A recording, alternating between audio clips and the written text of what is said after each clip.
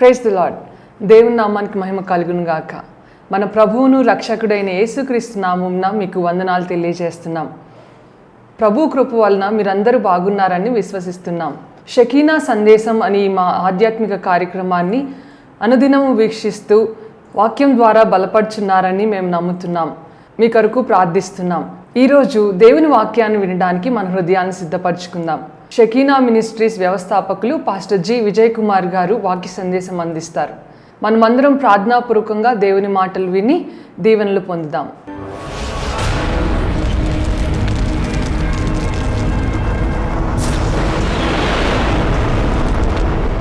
మనం వాక్య ధ్యానంలోనికి ప్రవేశిద్దాం. ఏ అంశాలు మనం ధ్యానం చేసుకుంటున్నాము?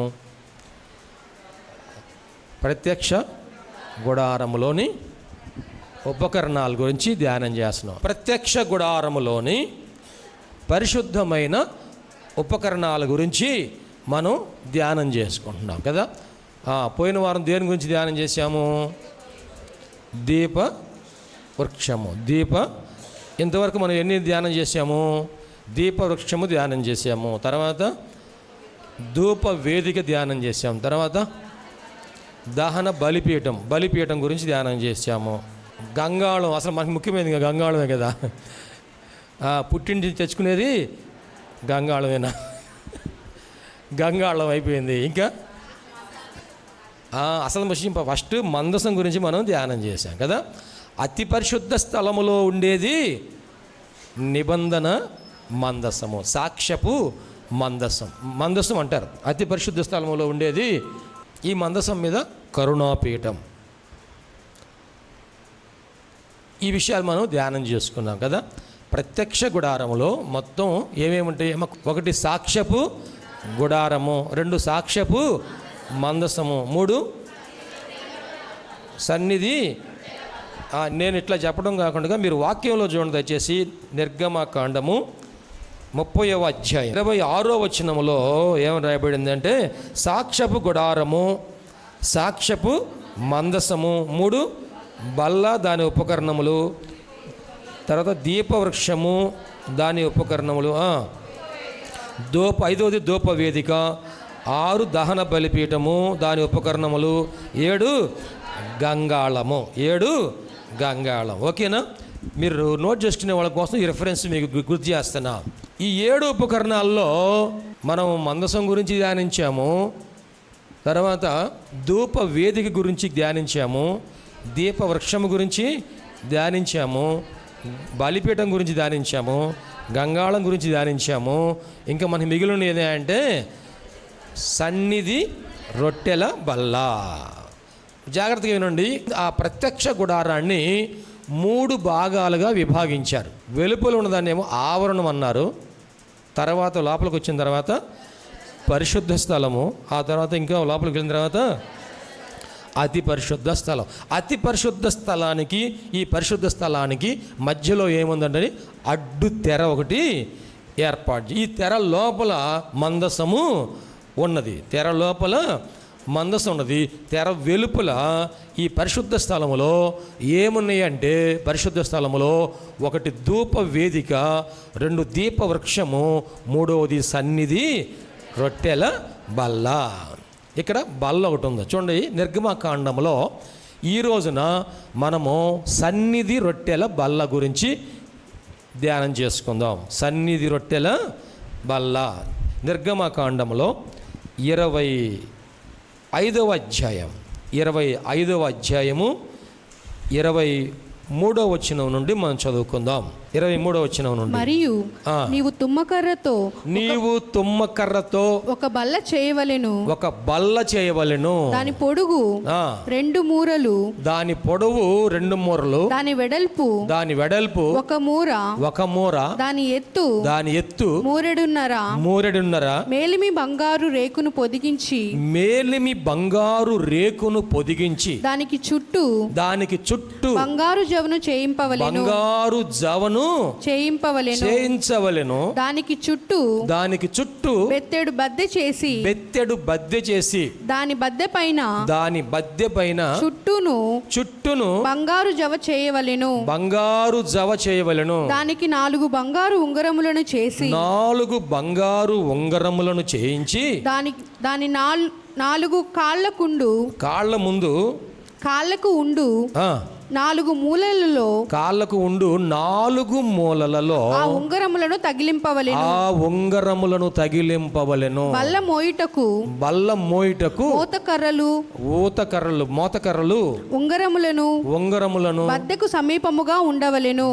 సమీపముగా ఉండవలెను. ఆ మోతకర్రలు తుమ్మకర్రతో చేసి వాటి మీద బంగారు రేకును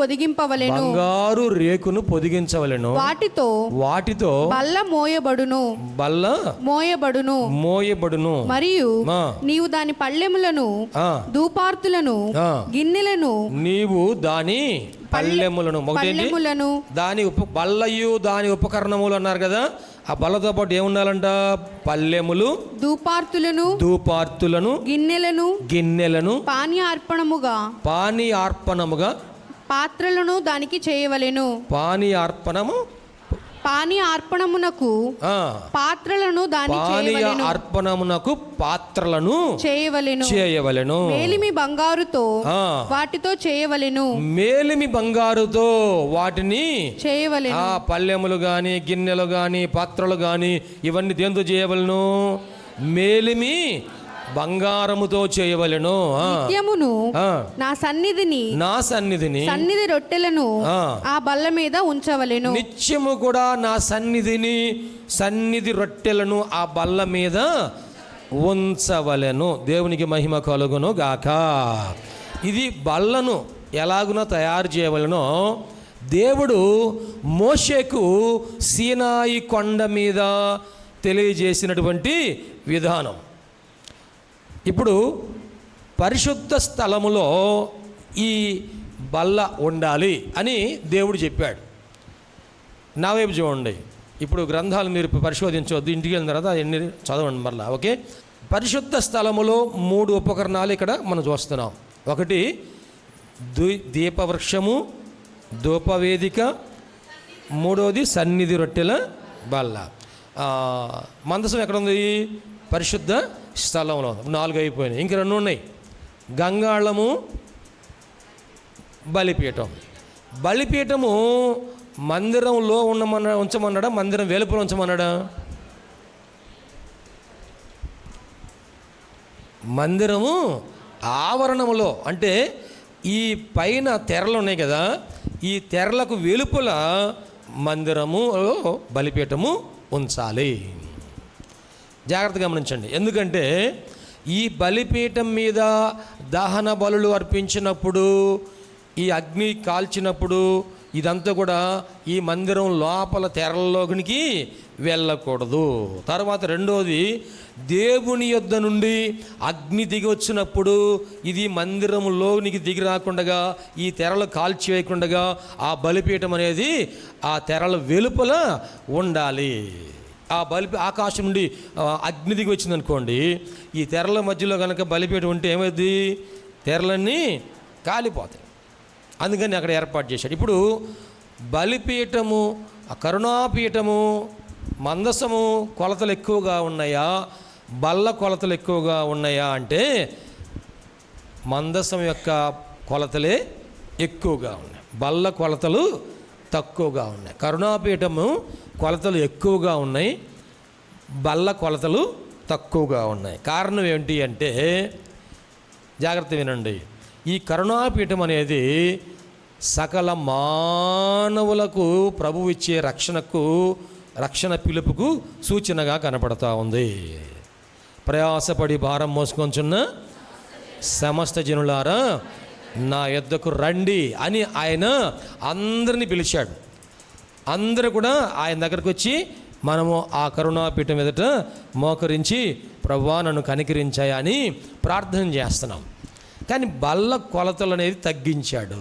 కారణం ఏంటంటే ఈ బల్ల ఎవరి కోసము అంటే లోకములో ఉన్న అందరి కోసం కాదు, కానీ ఇదిగో యాజకుల కొరకు మాత్రమే. దేవునికి స్తోత్రం. ఈ బల్ల మీద ఏం పెట్టాలని చెప్పారు? సన్నిధి రొట్టెలు ఉంచాలి అని చెప్పాడు. ఏమండి? సన్నిధి రొట్టెలు. ఈ రొట్టెలు ఎవరు తినాలి? ఈ రొట్టెలు యాజకులు మాత్రమే తినాలి. ఈ రొట్టెలు యాజకులు మాత్రమే తినాలి. జాగ్రత్తగా గమనించండి. మనం లోపలికి వెళ్ళబోయే ముందుగా కొన్ని విషయాలు మీకు చెప్పాలని ఆశపడుతున్నాను. ఈ బల్లను ఏ చెక్కతో తయారు చేయమన్నాడు? తుమ్మకర్రతో చేయమని. తుమ్మకర్రతో బల్లను చేసి దాని మీద ఏం చేయమన్నాడు? బంగారు రేకును పొదిగించాలి. బంగారు రేకును పొదిగించాలి. ఇప్పుడు మనకి పైకి ఏం కనబడుతుంది? తుమ్మకర్ర కనబడుతుందా? బంగారు రేకు కనబడుతుందా? బంగారు రేకే కనబడుతుంది. తుమ్మకర్రనే ఎందుకు కోరుకున్నాడు? తుమ్మకర్ర విలువైందా? టేక్ కర్ర విలువైందా? మరి ఆయన టేక్ కర్ర కావాలని కోరుకోలేదే, దేవదారు కర్ర కావాలని కోరుకోలేదే, ఒలివ కర్ర కావాలని కోరుకోలేదే. ఏ కర్ర కోరుకున్నాడు? తుమ్మకర్రను కోరుకున్నాడు. దేవునికి మహిమ కలుగును గాక. ఈ తుమ్మకర్ర, ఈ బల్ల ఎవరికి సూచనగా ఉన్నదంటే ప్రభు అయిన యేసుక్రీస్తు వారికి సూచనగా ఉంది. ఈ 7 ఉపకరణాలు ఉన్నాయి కదా, ఈ 7 ఉపకరణాలు కూడా ప్రభు అయిన యేసుక్రీస్తు వారికి సూచనగా కనబడతా ఉన్నాయి. ఈ బల్ల దేనికి సాదృశ్యంగా ఉందంటే ఆయన మన పోషకుడు. దేవునికి స్తోత్రం. ఆయన మన పోషకుడు. ఈ బల్ల మీద ఏమున్నాయి? సన్నిధి రొట్టెలు ఉన్నాయి. ఆ రొట్టెలు వారు తినాలి అనగా వారి కడుపు నింపేది అదే, వారి ఆకలి తీర్చేది అదే. కనుక ఆయన మన పోషకుడు. దేవునికి స్తోత్రం. ఇంకా మిగతా వాటి గురించి తర్వాత మనము అందుకతం చెప్పుకున్నాం కాబట్టి ఇప్పుడు నేను చెప్పట్లేదు. ఈ తుమ్మకర్రనే కోరుకోవడానికి కారణం ఏంటంటే ఇది యేసుక్రీస్తు వారి యొక్క మానవ స్వభావాన్ని తెలియజేస్తుంది. అలాగే మనకు కూడా సాదృశ్యంగా ఉన్నది. మన యొక్క మానవ బలహీనతను తెలియజేస్తూ ఉంది. తుమ్మకర్రకి ఏముండే అని చెప్పామండి? తుమ్మకర్రకి ముళ్ళుండే. ముళ్ళు ఎటువంటి ముళ్ళు? చిన్న ముళ్ళు ఉంటాయా, పెద్ద ముళ్ళు ఉంటాయా? రేక్ కంపకి ఎటువంటి ముళ్ళు ఉంటాయి? చిన్న చిన్న ముళ్ళు ఉంటాయి. కానీ పట్టుకుంటే మాత్రం మామూలుగా ఉండదంట. దేవునికి స్తోత్రం. తుమ్మకర్రకి పెద్ద పెద్ద ముళ్ళు ఉంటాయి, మామూలుగా ఉండదు. 2 ml సిరంజి కాదు అది, 5 ml సిరంజి లాగా ఉండేది. అవునా? చిన్న చిన్న సిరంజి కాదు అది, పెద్ద సిరంజి లాగా ఉండేది అనమాట. అంత పెద్ద ముళ్ళున్నదాన్ని ఆయన కోరుకున్నాడు. ఎందుకంటే ఆ తుమ్మకర్ర అంట అది లోపల పుచ్చు పట్టదంట. దేవునికి మహిమ కలుగును గాక. టేకు కర్ర చాలా ఖరీదైంది, విలువైంది. లక్షల రూపాయలతో తీసుకొచ్చి ముఖద్వారాలు, సింహద్వారాలు, లేకపోతే ప్రధాన ద్వారాలు ఇవన్నీ తయారు చేసుకుంటున్నాం. కానీ చెదలబడితే టేక్ కర్ర ఏమైపోయిందండి? ఎందుకు పనికిరాదు. చెదలబడితే పనికిరాదు. కానీ తుమ్మకర్ర కంట పుచ్చు పట్టకుండా ఉండే స్వభావం ఉందంట. దేవునికి మహిమ కలుగును గాక. పైన బంగారం పొదిగించాం. ఏమండి? పైన బంగారు రేకు ఉంది, లోపల ఏముంది? తుమ్మకర్ర. మరి లోపల ఉన్న తుమ్మకర్ర పుచ్చిపోయింది అనుకోండి, ఇప్పుడు బంగారం ఏమైంది? రేకు పట్టుకుంటే అది వంగిపోయింది, బలం ఉండదు, అడుగున బలం ఉండదు. అందుకని దేవుడు ఏం కోరుకున్నా అంటే ఈ తుమ్మకర్రనే ఆయన తన కోసం వాడుకోవాలని కోరుకున్నాడు. దేవునికి మహిమ కలుగును గాక. హల్లెలూయా, హల్లెలూయా. యేసు ప్రభు వారి యొక్క దీనత్వానికి సూచన, యేసు ప్రభు వారి యొక్క తగ్గింపు స్వభావానికి సూచన. ఆయన ఎన్నిక లేని దానిని ఆయన కోరుకున్నాడు. ఎన్నిక లేనివాడుగా ఆయన ఎంచబడ్డాడు. లేఖన భాగంలో మనం గమనించినట్లయితే ఎఫెసీయులకు రాసిన పత్రిక 5వ అధ్యాయం 29-30 వచనాలు చూద్దాం. ఆయన మన పోషకుడైనటువంటి దేవుడు. ఈ సన్నిధి రొట్టెల బల్ల గురించి మనము చదివినప్పుడు నా సన్నిధి రొట్టెలను ఈ బల్ల మీద నిత్యమును ఉంచవలెను అన్నాడు. చదవండి. ఎఫెసీ పత్రిక 5వ అధ్యాయము తన శరీరమును ద్వేషించిన వాడెవడునూ లేడు గాని తన శరీరమును ద్వేషించువాడు ఎవడునూ లేడు గాని ద్వేషించువాడు ఎవడను లేడు గాని ప్రతివాడును దానిని పోషించి సంరక్షించుకొనును. మనము క్రీస్తు శరీరమునకు అవయవములై ఉన్నాము గనుక అలాగే క్రీస్తు కూడా సంఘమును పోషించి సంరక్షించుచున్నాడు. ప్రతి దినము కూడా సంఘమును ఆయన ఏం చేస్తున్నాడండి? పోషించి సంరక్షిస్తున్నాడు. ఎలా పోషిస్తున్నాడంటే ఇదిగో వాక్యము ద్వారా. ఈ రొట్టెలు దేనికి సూచనగా ఉన్నాయండి?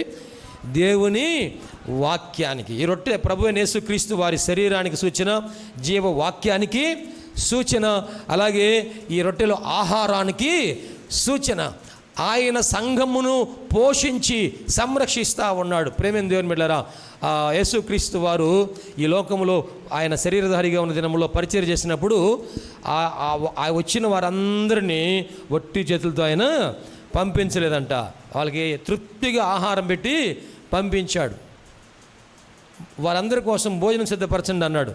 ఫిలిప్ వచ్చి అన్నాడు, ప్రభు ఏమైనా ఏం లేవు మన దగ్గర, ఇదిగో ఈ చిన్నపిల్లవాడి దగ్గర ఒక 5 రొట్టెలు 2 చిన్న చేపలు మాత్రమే ఉన్నాయి ప్రభు అంటే, ప్రభు అన్నారు, అందరినీ వరుసకి 50 మంది చొప్పున, పంక్తికి 50 మంది చొప్పున, పంక్తికి 50 మంది చొప్పున, వరుసకు 50 మంది చొప్పున కూర్చోబెట్టమన్నాడు. భోజనం చేయడానికి లైన్లో కూర్చోమన్నాడా, ఎగబడమన్నాడా?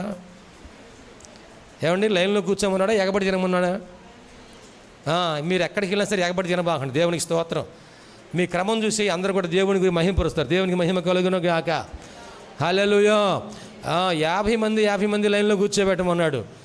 అందరూ అనుకుంటున్నారు 50 మంది కరెక్ట్గా కూర్చోబెట్టమన్నాడు, ఏం పెడతాం వీళ్ళందరికీ అనుకుంటున్నారు. ఎవరు? 12 మంది శిష్యులు. ప్రభు ఆ 5 రొట్టెలు 2 చిన్న చేపలు విరిచి వడ్డించినప్పుడంట అందరూ తృప్తిగా భుజించారంట. దేవునికి మహిమ కలుగును గాక. హల్లెలూయా. అందరూ తృప్తిగా భుజించిన తర్వాత ఇక వడ్డించే వాళ్ళు ఉన్నారు కదా, ఎవరు వడ్డిస్తున్నారు? 12 మంది శిష్యులు వడ్డిస్తూ ఉన్నారు కదా. వడ్డించేవాడు ఏమనుకుంటూ ఉంటారు? ఏమండి, వడ్డించేవారు ఏమనుకుంటూ ఉంటారు? మంచివాడి బుద్ధి మాంసం కూర దగ్గర తెలిసిద్దంట, పరిశుద్ధుల బుద్ధి పలహారం దగ్గర తెలిసిద్దంట. పంచిపెట్టేవాళ్ళు ఏం చేస్తున్నారు? వీళ్ళందరికీ పెడితే చివరికి నాకు ఉండిద్దా ఉండదా అనుకుంటా ఉన్నారు. కొన్ని చోట్ల మీరు గమనించారా? వడ్డించేవాళ్ళు వడ్డిస్తూనే ఉంటాడు, గారి తింటానే ఉంటాడు, వడ్డిస్తూనే ఉంటాడు, మాంసం ముక్కలు తీసుకొని తింటానే ఉంటాడు. ఏందంటే అయిపోయిన తర్వాత వడ్డించిన తర్వాత ఉండిద్దో ఉండదో. రేపు 23వ తారీఖున మనం అట్లా వడ్డించకూడదు. ఎట్లా వడ్డించాలి? అందరినీ లైన్లో పిలిపించాలి. ఎట్లాగా? అందరినీ లైన్లో మనం ఒకవేళ కింద కూర్చోబెట్టి భోజనం ఏర్పాటు చేయకపోయినా, టేబుల్ వేసి భోజనం ఏర్పాటు చేయకపోయినా, బఫే సిస్టమ్ ఏర్పాటు చేసినా అందరూ ఎలా రావాలి? క్రమంగా లైన్లో రావాలి. మనం ఎలా రావాలి? లైన్లో మనం ఉండాలి, అందరి లైన్లో ఉంచాలి. దేవునికి మహిమ కలుగును గాక. మీ ఇంట్లో వారందరూ ఎవరు వచ్చారు వారందరూ కూడా ఏం చేయాలి? లైన్లో పెట్ట. మీరు ఎట్టబడితే తినడం చెప్పకూడదు. ఏం చెప్పాలి? లైన్లో ఉండండి. ఎదుగు యేసు ప్రభు వారు లైన్లో కూర్చోబెట్టాడు కాబట్టి మీరు కూడా లైన్లో ఉండండి. మనం కూడా లైన్లో ఉండాలి. ఒకవేళ ఎవరన్నా ముందుకు వస్తున్నారనుకోండి దాటి, వాళ్ళు చెప్పాలి మనం లైన్లో ఉండాలని చెప్పాలి. మనం రాకుండా ఉంటే అసలు సమస్య రాకుండా ఉండి. దేవునికి మహిమ కలుగును గాక. హల్లెలూయా.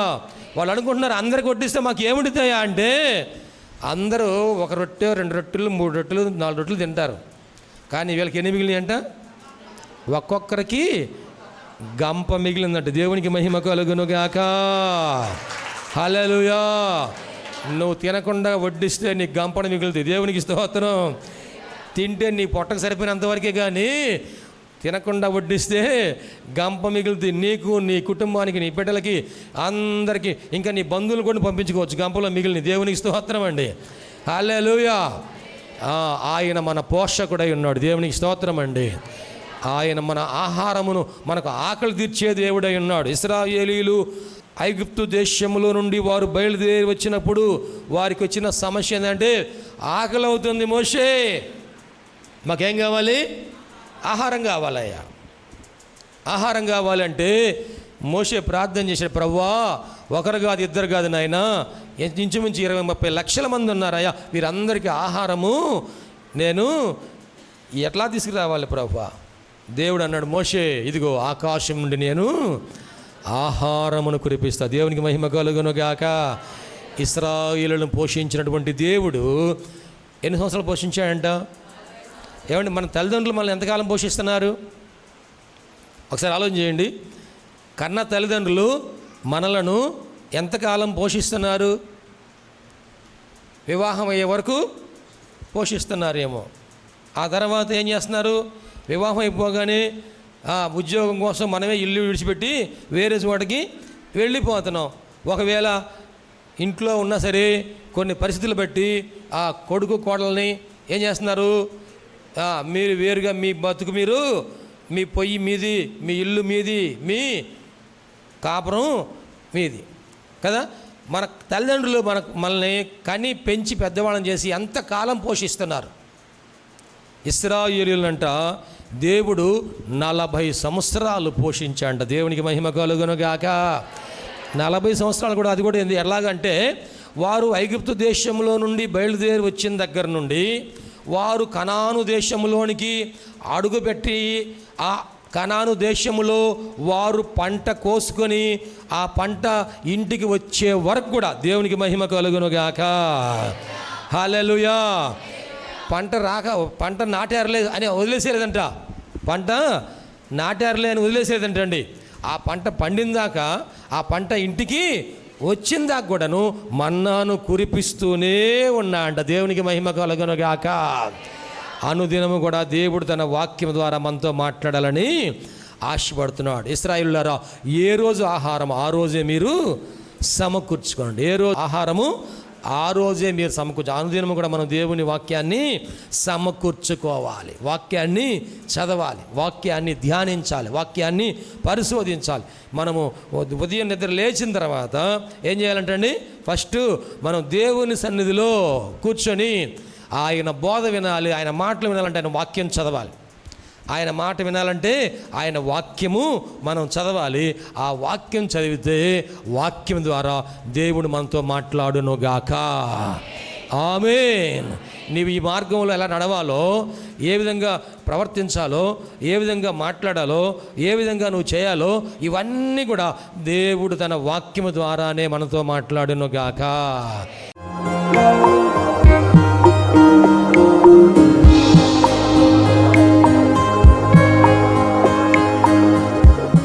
ప్రభునందు ప్రియ దేవుని బిడ్డలారా, ఎంతవరకు దేవుని వాక్యం విన్నందులకు ప్రభునామమున వందనాలు తెలియజేస్తున్నాం. మనం అందరం ప్రార్థనలో ఏకీపిద్దాం. తలలు వంచి కనులు మూసుకొని ప్రార్థనలో ఏకీపిద్దామండి. ప్రార్థించుకుందాం. మహోన్నతుడైన దేవ, పరిశుద్ధుడైన మా ప్రభువా, నీ పరిశుద్ధమైన పాదములకు వందనాలు. ఇదిగో నాయనా, ఈ వాక్యము ద్వారా మాతో మీరు మాట్లాడినందుకు వందనాలు ప్రభా. అవును, నువ్వు సజీవుడైన దేవుడు అయ్యా, మాట్లాడే దేవుడవు ప్రభా. ఈ వాక్యం మా హృదయంలో పదిలిపరుచుకుంటూ సహాయం చేయండి. సంపూర్ణమైన మారు మనసు మాకు దయచేయండి. పాప క్షమాపణ అనుభవం మాకు దయచేయండి. రక్షణ ఆనందం మాకు దయచేయండి ప్రభువా. ఈ అనారోగ్యములు, బలహీనతలు, సమస్యలు, శోధనలు, సైతాను ఆటంకాలు అన్నీ కూడా యేసుక్రీస్తు నామములో తొలగించండి నాయన. పరిశుద్ధాత్మ దేవ, మీ కార్యం జరిగించండి అయ్యా. మీరు మాకు తోడుగా ఉండి దీవించండి. మమ్మల్ని, మా కుటుంబం జ్ఞాపకం చేసుకోండి. మా బిడ్డలు మీరు ఆశీర్వదించండి ప్రభువా. మా కుటుంబంలో రక్షణ ఆనందం సంపూర్ణంగా దయచేయండి. ఎటువంటి అవసరాలను మీకు తెలుసునైనా ప్రతి అవసరతలో కూడా మాకు సహాయం దయచేయండి. అన్ని విషయాలు కూడా మీరు దీవించండి. ఈ టీవీ ప్రోగ్రాం చూసిన ప్రతి ఒక్కరిని పేరు వరుసన మీరు దీవించి రక్షించి మీరు అక్కడ కొరకు సిద్ధపరచండి. మంచి భవిష్యత్తును వారికి దయచేసి మీ కృపలో మీరు వర్ధలు చేయమని నీకే సమర్పణ చేసుకుంటూ యేసయ్య పరిశుద్ధ నామములో స్తుతించి ప్రార్థించి వేడుకుంటున్నాము తండ్రి. ఆమేన్. తండ్రి, కుమార, పరిశుద్ధాత్మ త్రియేక దేవుని దీవెన తోడుగా నడిపించను గాక. ఆమేన్, ఆమేన్, ఆమేన్. మీ అందరికీ ప్రభునామమున వందనాలు. దేవుడు మిమ్మల్ని దీవించను గాక. ఆమేన్. ప్రభునందు ప్రియమైన సహోదరి సహోదరులందరికీ షకీనా ప్రార్థనా మందిరం తరపున హృదయపూర్వక వందనాలు తెలియజేస్తున్నాం. దేవుని కృప వలన 2012వ సంవత్సరంలో 350 గజముల స్థలంలో ఈ మందిరం నిర్మించుకోవడానికి ప్రభు కృప ఇచ్చారు. 2016వ సంవత్సరంలో నూతన స్థలం 180 గజముల స్థలం తీసుకోవడానికి ప్రభు సహాయం చేశారు. ఈ సమయంలో ఈ స్థలం అంతట్లో కూడాను మందిరం నిర్మించుకోవడానికి ప్రభు ఏర్పాటు చేసి ఉన్నారు కనుక ఈ మందిర నిర్మాణం, పాత మందిరం తీసివేసి నూతన మందిర నిర్మాణం కార్యక్రమం ప్రారంభించబడింది. దయచేసి ఈ మందిర నిర్మాణం కొరకు మీరు అందరూ ప్రార్థన చేయాలని, ప్రేరేపించబడిన వారందరూ కూడాను ఈ మందిర నిర్మాణంలో 106 అడుగుల పొడవు, 45 అడుగుల వెడల్పు కలిగిన ఈ స్థలం అంతట్లో మందిర నిర్మాణం స్లాబ్ వేయటం జరుగుతుంది కనుక దయచేసి ప్రేరేపించబడిన వారందరూ కూడా మీ ఆర్థిక సహాయ సహకారాలు అందించి ప్రార్థించి మీరు దీవించబడాలని ప్రభునామన మనవి చేస్తున్నాం. ఈ స్క్రీన్ మీద చూపించబడుతున్న నంబర్కు మీరు ఫోన్పే కానీ, గూగుల్ పే కానీ, లేక మా అకౌంట్ నంబర్కి మీరు కానుక పంపించి సహాయం చేయాల్సిందిగా కోరుతున్నాం. లేక మీరు ప్రత్యక్షంగా వచ్చి ఈ మందిర నిర్మాణ కార్యక్రమాన్ని చూసి మీరు కానుక అందించి దీవించబడాలని ప్రభునామన మనం చేస్తాం. ప్రభు మనందరి తోడుగా ఉండి ఆశీర్వదించును గాక. ఆమె. షకీనా ప్రార్థనా మందిరము దేవుని యొక్క దర్శనములో దేవుని కృప వలన 2012వ సంవత్సరము మే నెల 1వ తారీఖున ప్రతిష్ఠ చేయటం జరిగింది. ఈ మందిరములో దేవుని ఆరాధించుటకు విచ్చేసిన వారు ఆత్మరక్షణ, శరీర స్వస్థత, వారి జీవితంలో ఆశీర్వాదాలు పొందుకుంటూ ఉన్నారు. ఉపవాస ప్రార్థనలో అభిషేకించబడి దేవుని ఆత్మతో ఆరాధించుచున్నారు. అనేక మంది పరిశుద్ధాత్మతో నింపబడుచున్నారు. దురాత్మ బంధకములతో బంధించబడిన వారు సాతాను బంధకాల్లోంచి విడిపించబడి ఆశీర్వాదం పొందుతూ ఉన్నారు. రక్షణ లేని వారు బాప్తిసం పొంది రక్షణ ఆనందాన్ని అనుభవిస్తూ ఉన్నారు. ఈ మందిరంలో చేయబడుచున్నటువంటి ఉపవాస ప్రార్థనలు, అభిషేక ఆరాధనలో అనేక మంది దీవించబడుతూ ఉన్నారు. ప్రియ స్నేహితులారా, మీరును సమస్యల్లో సతమతమవుతున్నారా? వ్యాధి బాధలతో పీడించబడుతున్నారా? నెమ్మది లేక బాధపడుతున్నారా? రండి, షకీనా ప్రార్థనా మందిరంలో ఆరాధనలో ఏకీభవించండి. ప్రభు మీకు సహాయం చేయగలరు. ప్రతి నెల 2వ శనివారము షకీనా ప్రార్థనా మందిరంలో సంపూర్ణ రాత్రి ఉపవాస ప్రార్థన ఏర్పాటు చేయబడింది. ఈ ఉపవాస ప్రార్థనలో అనేక మంది ఆత్మతో అభిషేకించబడుతున్నారు. అనేక మంది ఆత్మ వరములతో నింపబడుతున్నారు. దురాత్మ బంధకముల్లో ఉన్నవారు విడిపించబడుతున్నారు. దేవుని యొక్క ఆశీర్వాదాలు పొందుకుంటున్నారు. అనారోగ్యంతో ఉన్నవారు స్వస్థపరచబడుతూ ఉన్నారు. ఈ సందేశం మీకు ఆశీర్వాదకరంగా ఉందని నమ్ముచున్నాం. ఈ సందేశం ద్వారా మీరు పొందిన మేలులు మరియు మీ ప్రార్థన అవసరతలు మాతో తప్పక పంచుకొనగలరు. మా అడ్రస్ షకీనా ప్రార్థనా మందిరం, శారదా కాలనీ 32వ లైన్, రెడ్డిపాలెం రోడ్, గుంటూరు. మా ఫోన్ నంబర్స్ 9963242497, మరి ఒక నెంబర్ 8885539777. Praise the lord.